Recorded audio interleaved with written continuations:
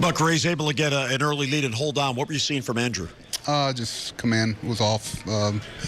Elevated some balls. Wasn't. There were a lot of singles. Kept him in the park, but on the positive side, he figured out a way to get through 5, not carrying good stuff. Of course, you couldn't ask much of a better return for Tanner there. I was real proud of him. That was a tough situation. You're hoping to get out of that with 1, and that was fun to watch. He's little by little really been taking some strides, but Andrew was just you could tell he didn't really have a firm out pitch today and kept searching for it.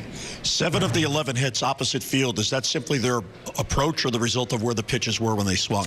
Well, I can't read their mind about approach, but it certainly looks that way because they were doing that. Some of them were broken bat too, but when you shorten up a little bit, you can talk a lot about whatever. It's about 3 or 4 hits and scoring only 3 runs in 18 innings. It's tough. It's a tough proposition for pitchers. But I thought Tanner and Miguel were good.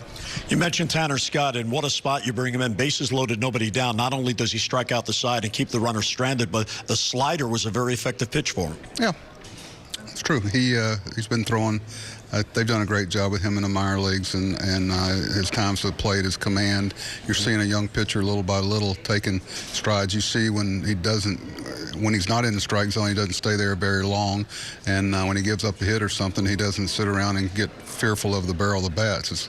That's a change, and that's development, and that's maturity. It's fun to watch him. He's got a good arm, and the slider's come a long way. Okay, Buck, appreciate the visit. Thank you.